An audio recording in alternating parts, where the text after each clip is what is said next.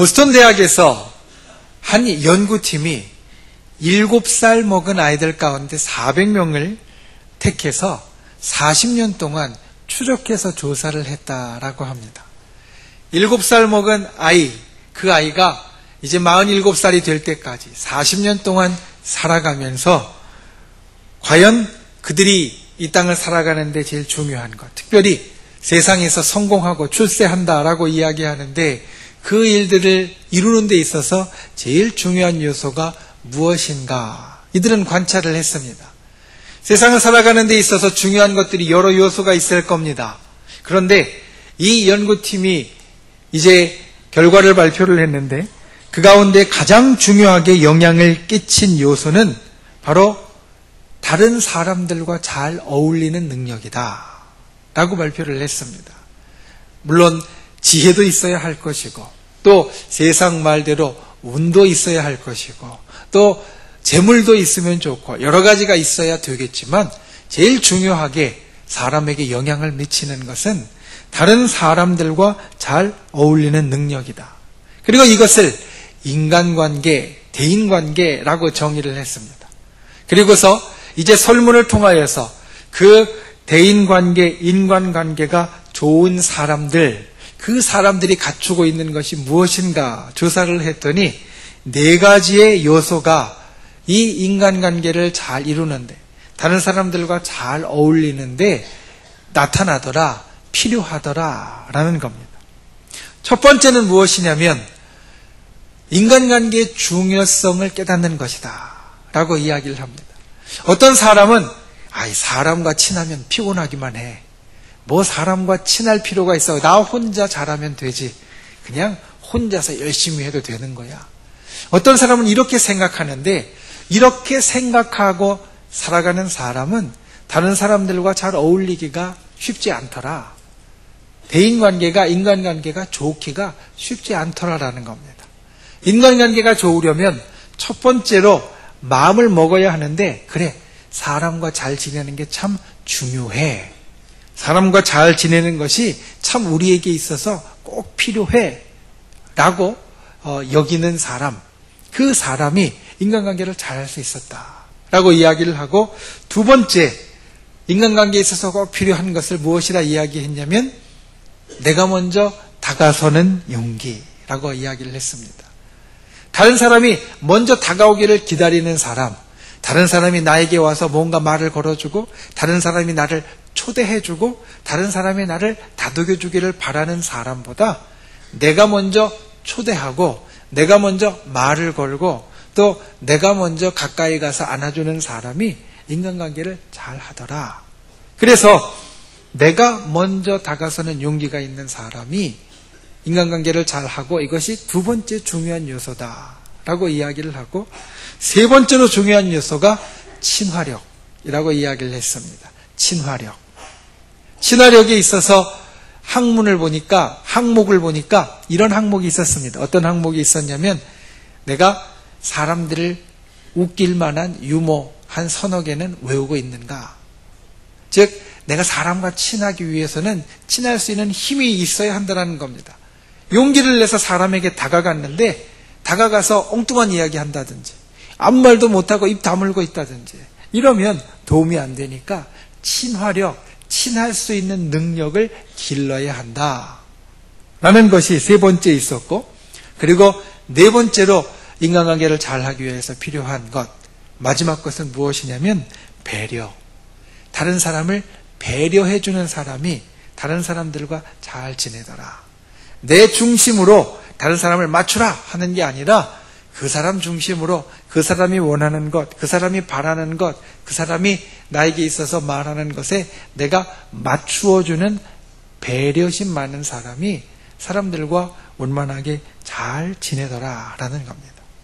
이 네 가지의 요소, 첫 번째 인간관계가 참 중요하다라는 것을 깨닫고, 두 번째 내가 먼저 다가서는 용기가 있고, 세 번째 친화력, 내가 친할 수 있는 능력을 갖추고, 그리고 네 번째로 상대방을 배려하는 마음이 있을 때 인간관계를 잘 맺고 그 인간관계를 잘 맺은 사람이 이 땅에 살 때 행복하게 살더라.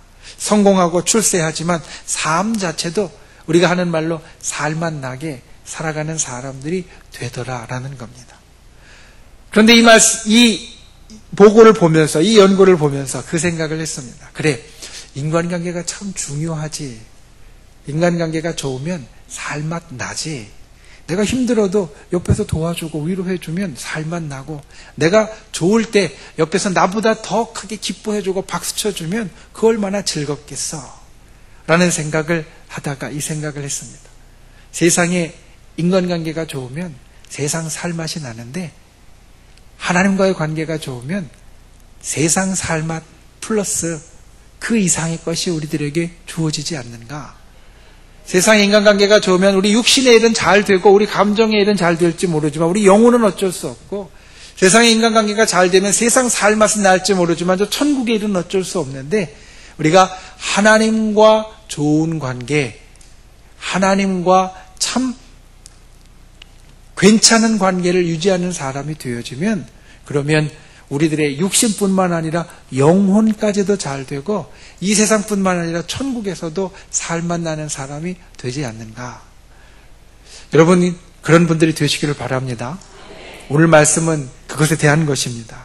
우리가 어떻게 하면 이 세상뿐만 아니라 천국에서도 살맛이 나고 육신뿐만 아니라 영혼까지도 정말 괜찮은 사람, 성공하는 사람, 좋은 사람이 되어질 수 있을까? 특별히 처음 사람 아담을 통하여서 그와 같은 말씀을 나눌 때에 저와 여러분이 그와 같이 주님께서 우리들에게 주시는 교훈을 깨닫고 또 이 세상에서 복되게 살아가는 귀한 분들이 되실 수 있기를 예수님의 이름으로 축원을 드립니다. 첫 번째 우리가 기억해야 될 것, 하나님은 우리와 함께하기 원하신다라는 겁니다. 8절 말씀을 보면 이렇게 시작하고 있습니다. 그들이 그날 바람이 불 때 동산에 거니시는 여호와 하나님의 소리를 듣고 아담과 그의 아내가 여호와 하나님의 낯을 피하여 동산 나무 사이에 숨었더라. 마치 잘못한 아이와 같이 하나님께서 동산 사이를 다니시면서 아담과 하와를 만나기 원하셨는데 나무 사이에 꼭꼭 숨어서 피하고 있는 것을 보여주고 있습니다. 사실 이것은 그 이전에 창세기 3장 1절부터 있었던 그 사건의 결과입니다. 그것은 무엇이냐면 하나님께서 하지 말라 하신 것을 이 아담과 하와가 했습니다. 하나님께서 온 땅의 모든 것을 창조하시고 거기에 있는 실과나 나무나 아니면 거기에 있는 동물이나 모든 것들을 다 아담과 하와에게 맡겨주셨습니다. 그리고 네 맘대로 해. 네가 다스리고 정복해. 네가 이것 가지고 너 하고 싶은 대로 해봐. 이야기를 하셨습니다. 그런데 하나는 안 된다고 이야기를 하셨습니다. 그건 뭐냐면 동산 중앙에 나무가 하나 있는데 거기서 열리는 실과 열매는 먹지 말아라. 너한테 안 좋다. 그것은 선악을 알게 하는 나무였고 선악을 알게 하는 열매였습니다. 하나님께서 오직 그거 하나만 하지 말라라고 이야기를 하셨습니다. 그런데 아담과 하와가 그걸 했습니다. 이 사건은 성경에 아주 유명한 사건입니다. 그래서 어떤 분은 제게 이렇게 물어보는 분들이 있습니다. 목사님, 그때 하나님이 그냥 그와 같이 얘기 안 하셨으면 어떨까요? 선악과 만드시지 말고 그거 먹지 말라라고 이야기하시지 말고 그냥 다 할 수 있게 해주셨으면 오늘 우리가 살면서 겪는 이와 같은 고통이나 어려움이나 이와 같은 사단이 일어나지 않았을 텐데 하나님이 왜 그걸 만드셔갖고 그렇게 해놓으셨을까요? 물어보는 분이 있습니다. 사실 하나님이 그걸 왜 만드셨는지 우리는 모릅니다. 성경이 이야기해 주지 않아서. 그런데 그 질문을 해오는 분에게 가끔은 이와 같이 대답해 줍니다. 한번 생각해 봅시다. 아버지가 정원의 잔디를 깎고 있었습니다. 정원의 잔디 깎는 기계로 정원을 잘 깎고 있다가 갑자기 일이 생겨서 잔디 깎는 기계를 정원 가운데 세워놓고 그리고서 밖에 나가게 되었습니다. 아들이 혼자 남아있게 되어서 아들한테 단단히 부탁을 했습니다. 저 기계 다루는 것 힘들고 어렵고 잘못하면 다치니까 저거 만지지 마. 그러고서 외출을 했습니다. 그런데 아들 입장에서 볼 때는 신기했습니다. 이 정원에 풀들이 자라는데 아버지가 저 잔디 깎는 기계를 타고 한 바퀴 휙 돌면 정원이 깨끗하게 말끔하게 정리되는 걸 보고 자기도 해보고 싶다라고 느꼈습니다. 그래서 아버지의 그 말을 듣지 않고 잔디 깎는 기계에 앉아서 기계를 돌렸습니다. 그런데 아버지 이야기대로 그 기계 다루는 것이 참 쉽지 않았습니다. 그래서 어떤 결과가 나타나느냐. 기계도 무너져, 기계도 고장나고 정원도 잔디가 다 망가져 버렸습니다. 그런데 여러분, 그 이야기를 들으면서 생각해 보십시오. 그 정원이 망가진 것, 기계가 고장난 것 누구 탓입니까? 아버지 탓입니까? 아들 탓입니까? 예. 아들 탓일 겁니다. 그러니까 하나님께서 우리에게 하지 말라 하신 것이 있었고, 우리가 때로는 그것을 한 것 때문에 아쉽기는 하지만 사실 이때 잘못한 것은 하나님이 아니라 바로 아담과 하와가 하지 말라 한 그것이 잘못되었다라는 겁니다. 그 잘못을 하고서 아담과 하와는 피했습니다. 그런데 피했을 때 어떤 일이 있었는지 한번 9절 말씀을 보면 이렇게 이야기합니다. 여호와 하나님이 아담을 부르시며 그에게 이르시되 내가 어디 있느냐. 무슨 말씀입니까? 하나님이 아담을 찾아다니는 겁니다. 하와를 찾아다니는 겁니다. 하나님은 처음부터 이러셨습니다. 하나님은 처음부터 우리를 찾아다니셨습니다. 하나님은 처음부터 도망가고 숨고 그리고 고개 돌리는 우리에게 먼저 다가오셨고 우리와 함께하기 원하셨다는 겁니다. 12월 25일 성탄절 예수 그리스도께서 이 땅에 오신 것이 바로 그와 같은 일의 가장 대표적이고 가장 큰 사건입니다. 그것을 성경을 일컬어서 무엇이라고 부르느냐? 임마누엘이라고 부릅니다. 임마누엘. 예수님께서 이 땅에 오신 것을 임마누엘이라고 부르고, 그 임마누엘이라는 말의 뜻은 무엇이냐면 하나님이 우리와 함께 계신다라는 겁니다. 그런데 여러분, 여기서 주어가 무엇입니까? 임마누엘이라는 말에 있어서 주어, 누가 함께 하는 겁니까? 우리가 하나님과 함께 하는 겁니까? 아니면 하나님이 우리와 함께 하는 겁니까? 주어는 하나님입니다. 살면서 이것을 기억해야 합니다. 하나님께서 언제나 우리에게 가까이 오기 원하시고 하나님께서 언제나 우리에게 관계를 맺기 원하십니다. 아까 인간관계를 잘 맺는 4가지를 이야기를 했지만 그 가운데 첫 번째도 두 번째도 세 번째도 네 번째도 하나님은 다 우리에게 하고 계시다라는 겁니다. 우리와 관계를 맺고 싶으셔서 중요하다는 걸 알고 태초부터 지금까지 우리에게 다가오시고 있고, 먼저 다가오시고 어떻게든지 우리에게 주시려고 예수 그리스도를 십자가에 못 박혀 돌아가시게 하고 우리에게 모든 것을, 좋은 것을 베풀어 주시고 있고, 우리를 배려해 주시는 그와 같은 모든 것을 하나님께서는 우리에게 베풀어 주시고 있다는 겁니다.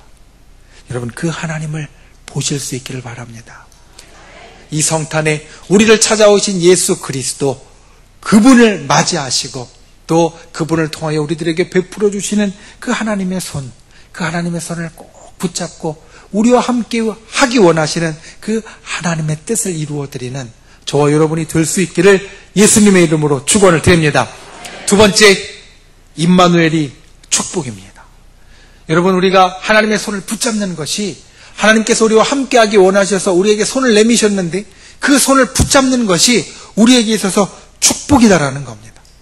오늘 말씀의 가장 마지막 절 12절 말씀을 한번 같이 읽어보겠습니다. 창세기 3장 12절 말씀, 아담이 하나님께 한 말씀인데 여기 아주 중요한 것이 있습니다. 우리가 함께 읽겠습니다. 시작. 아담이 이르되 하나님이 주셔서 나와 함께 있게 하신 여자, 그가 그 나무 열매를 내게 주므로 내가 먹었나이다. 아멘. 하나님께서 이 땅에 처음에 아담을 창조하셨습니다. 사람을 창조하셨습니다. 그런데 하나님께서 이 아담을, 사람을 창조하시고 보니까 별로 좋지 않았습니다. 왜냐? 하나님도 관계 하나님. 그래서 하나님께서 이 땅을 창조하실 때, 사람을 창조하실 때 창세기 1장 26절 27절 말씀을 보면 우리가 우리의 형상을 따라 우리의 모양대로, 하나님도 내가 라고 말씀하시지 않고 우리가 라고 말씀하시고 있는데, 사람이 이 땅에 처음 혼자 있게 되니까 참 좋지 않았습니다. 힘들었던 것 같습니다. 그래서 하나님께서는 이 한 사람이었던 아담에게 함께 할 수 있는 다른 사람, 하와를 만들어 주십니다. 아담이 혼자 있을 때에는 아마도 옆에 있는 꽃들과 이야기도 했을 겁니다. 나무와도 이야기를 했을 겁니다. 동물과도 이야기를 했을 겁니다. 그런데 소통이 되지 않았습니다. 관계를 맺을 수 없었습니다. 인간관계가 좋은 사람, 세상 살맛이 난다라고 하는데 관계를 맺을 인간이 없으니 아담 참 외로웠을 겁니다. 괴로웠을 겁니다. 그런데 그때 하나님께서 그걸 해결해 주십니다. 하와라는 사람을 만들어서 그 옆에 주십니다. 그러니 이 하와는 아담에게 있어서 하나님의 큰 축복의 선물이었습니다. 이보다 큰 축복의 선물이 없습니다. 세상 사는데 세상 살맛나게 만들어주니 그것만큼 하나님의 큰 축복이 어디 있겠습니까? 그래서 아담과 하와는 흔히 옛날 이야기에 나오는 대로 알콩달콩 잘 살았습니다. 아주 행복하게 잘 살았습니다. 그런데 문제가 생겼습니다. 하나님 앞에 죄를 지었습니다. 그리고 나서 하나님을 피하는 상황이 되었습니다. 그때 아담이 한 말이 오늘 12절 말씀입니다. 하나님이 주셔서 나와 함께 있게 하신 여자가 이 일을 만들었습니다. 이거는 흔히 우리가 하는 대로 책임을 전가하는 것이기도 하지만 이 말 가운데는 아주 깊은 뜻 하나가 있습니다. 무엇이냐? 이 여자는 하나님의 축복이었습니다. 세상 살맛나게 만들어주는 존재였습니다. 그런데 지금 어떻습니까? 이 여자 때문에 하나님 피하고 도망가고 하나님 때문에 이제 죽게 되었고 그리고 이 여자 때문에 모든 게 다 깨어졌으니 이 여자가 이제는 축복이 아니라 저주라고 선포하고 있는 겁니다. 아담이 하와에게 하나님의 축복인 하와에게 이 여자가 하나님의 축복이 아니라 하나님의 저주입니다. 이렇게 이야기하고 있다라는 겁니다. 여러분 이것이 임마누엘 하지 못하는 사람의 가장 큰 특징입니다. 하나님과 관계가 바르지 못한 사람, 하나님과 함께하지 못한 사람, 그 사람은 하나님이 축복해 주셔도요 그걸 축복으로 여기지 못합니다. 하나님이 좋은 것 주셔도요 좋은 것으로 받지 못합니다. 하나님이 나에게 있어서 참 귀하고 그리고 세상 사람들이 다 부러워할 만한 것으로 주어도 그것이 축복이 아니라 이것 때문에 내가 이렇게 됐다라고 말하는 저주의 제목이 된다라는 겁니다. 그러니 임마누엘이 우리에게 있어서 참 축복입니다. 아담과 하와는 이 이후에도 약 900여 년을 같이 살았습니다. 900여 년을 같이 살면서 이 땅에 살맛나게 해줬던 사람, 진짜 하나님의 축복이 아담에게는 하와였고 하와에게는 아담이었습니다. 그런데 하나님하고 관계가 깨어지자 이 축복의 산물인 하와를 내가 이 여자 때문에 그렇게 됐다라고, 이 여자 때문에 그렇다라고 마치 저주할 대상같이 이야기하게 되는 것. 그것이 바로 하나님과 우리가 이 땅을 살면서 동일하게 경험하는 것이 되어진다라는 겁니다. 예수 그리스도께서 이 땅에 오셔서 우리에게 손 내밀어 주셨고 우리가 그 손을 잡으면 하나님과 그 손을 붙잡고 함께하는 자가 되어지면 우리에게 있어서 하나님의 모든 좋은 것, 축복을 우리가 느끼고 그리고 알고 누리는 사람이 되어지지만 그 손을 붙잡지 못하고 하나님으로부터 도망하고 하나님으로부터 피하고 하나님으로부터 고개 돌리는 사람이 되어지면 그 모든 축복을 축복으로 여기지 못하고 저주로 여기는 사람이 될 수도 있다. 그러니 여러분 우리는 임마누엘 해야 합니다. 하나님과 항상 함께 해야 합니다. 그래야 축복을 축복으로 여길 수 있습니다. 하나님과 함께하는 것을 성경은 가끔 결혼생활하는 것과 비교해서 이야기를 합니다. 결혼생활할 때 그 처음에 시작할 때 어떻습니까? 남자가 여자를 만나고 이 속에 불을 타는 감정이 일어납니다. 여자가 남자를 만나고 이 속에 아주 뜨거운 감정, 사랑의 감정이 나타납니다. 그런데 여러분 그 불을 듯 일어나는 뜨거운 사랑의 감정은 시간이 지나면 사실 좀 사그러들게 되어 있습니다. 관계를 시작할 때 서로 사귀고 친밀한 관계를 시작할 때 처음에는 감정으로 시작하지만 이 관계에 대해서 이야기하는 유명한 심리학자인 스티븐 코비는 이렇게 이야기합니다. 관계를 지속시켜주는 것은 감정이 아니라 책임감이다. 관계를 지속시켜주는 것은 감정이 아니라 책임감이다. 감정은 불일 듯 일어나다가 사그러들지만 책임감, 이 스티븐 코비는 책임감을 이렇게 정의했습니다. 어떤 상황이나 여건 하에서도 나의 반응을 스스로 선택할 수 있는 능력. 어떠한 상황이나 여건하에서도 내가 어떻게 반응할지를 선택할 수 있는 능력. 부릴 듯하는 그 감정이 때로는 좀 사그라든 것 같고 저 사람 하는 짓이 조금은 얄미워 보이고 내 마음에 들지 않는 것 같아도 나는 그 사람과 함께 하겠다라고 선택할 수 있는 능력이 책임감이다라는 겁니다. 사람 사이에 이것이 참 맞습니다. 우리가 인간관계를 맺고 사람과 함께 지내다 보면 항상 좋을 수는 없습니다. 처음에는 이 사람 괜찮은 것 같아. 그러면서 마음이 동해서 감정이 움직여서 그 사람과 같이 하지만 같이 지내다 보면 때로는 좋은 일도 있고 때로는 마음 상하는 일도 있습니다. 괴롭고 힘든 일도 있습니다. 그래서 고개 돌리고 싶을 때도 있지만 책임감이란 내가 고개 돌리고 싶을 때도 그 사람 바라보고 그 사람과 같이 있고 그 사람 손을 붙잡아 주는 것이다. 그래야 우리가 진짜 사랑한다고 말할 수 있다.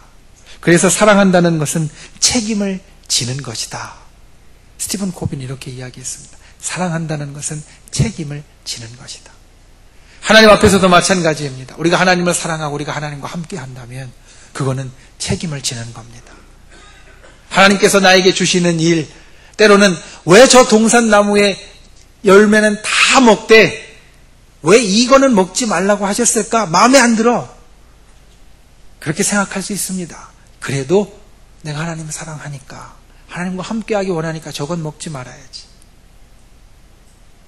왜 내게 이 여자를 주셔서 이와 같이 어려운 일에 빠지게 되었을까? 마음에 고민돼도 그래도 이 여자는 하나님이 내게 주신 축복이니까 나에게 분명히 틀림없이 좋은 축복으로 될 거야 믿으면서 함께 있고 손가락질하거나 욕하지 않는 결단이 바로 하나님 앞에 우리가 임마누엘 할 수 있는 열쇠가 되어진다라는 겁니다.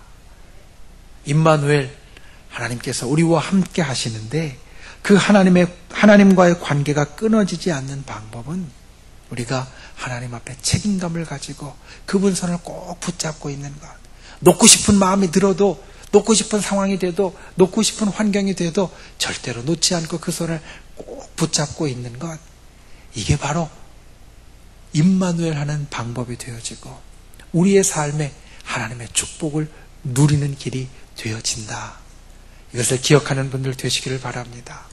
임마누엘 해야 축복을 누릴 수 있습니다. 임마누엘 하지 못하면 축복도 저주라 여기고 내찰 수 있습니다. 그러니 우리는 임마누엘 해서 하나님께서 우리들에게 주시는 축복을 누려야 하는데 그 임마누엘 하기 위해서는 우리가 이 손을 꼭 붙잡는 결단이, 책임감이 있어야 한다. 이것을 기억하시고 그와 같은 분들이 되실 수 있기를 예수님의 이름으로 축원을 드립니다. 말씀을 맺습니다.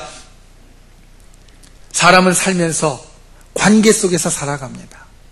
그래서 인간관계를 잘 맺는 사람은 세상 살맛 나는 사람이다 라고 말할 수 있습니다. 그런데 우리가 이 세상에 살면서 세상에서만 살맛 나는 게 아니라 우리의 모든 것이, 우리의 육신뿐만 아니라 영혼까지, 이 땅에 살아가는 삶뿐만 아니라 그 이후까지 살맛 나는 자가 되려면 하나님과의 관계가 잘 맺어져야 합니다. 그 하나님 어떤 하나님이시냐? 우리에게 먼저 다가오신 하나님입니다. 우리와 함께하기 원하시는 하나님이십니다. 우리를 찾아다니시는 하나님이십니다. 우리가 할 것은 우리를 찾아다니시는 하나님 앞에 나타나서 그분의 손을 붙잡는 겁니다. 이 성탄에 우리에게 오신 예수 그리스도, 그분을 깨닫고 그분을 통하여 하나님의 손을 붙잡는 분들 되시기를 바랍니다. 그렇게 임마누엘 하면 우리의 삶에 축복된 삶, 우리의 삶이 하나님의 축복을 누리는 삶이 되어진다라는 것을 기억하고 그와 같이 복된 분들이 다 되실 수 있기를 예수님의 이름으로 축원을 드립니다.